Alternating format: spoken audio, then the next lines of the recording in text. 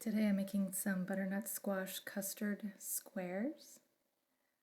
This is a fall comfort food that I like to make that has no added sugars in it. Use this really simple ingredients, very basic, nothing fancy. I added 1 3/4 cups of pureed butternut squash to the blender. You could use canned butternut squash or fresh butternut squash that you've cooked. I added 4 eggs to the blender with the butternut squash. I'm adding 1/2 cup of guar gum-free coconut milk.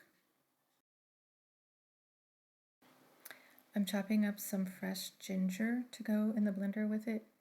You could use ground ginger as well. I'm adding a 1/4 teaspoon Himalayan salt, 1/2 tablespoon of ground cinnamon, up to 1/8 teaspoon of ground cloves, 1/4 teaspoon ground cardamom. To give it a little kick, I add some finely ground black pepper.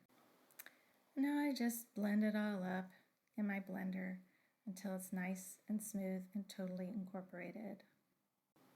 I have preheated my oven to 350 degrees Fahrenheit. Covered a cookie sheet with aluminum foil to keep the mess down.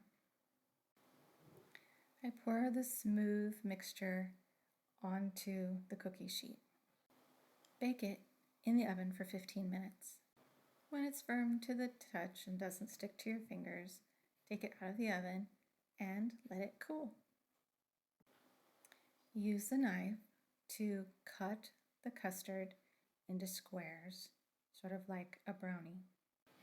You can put them in the refrigerator and just have a nice, healthy, spicy treat for fall. Bon appetit.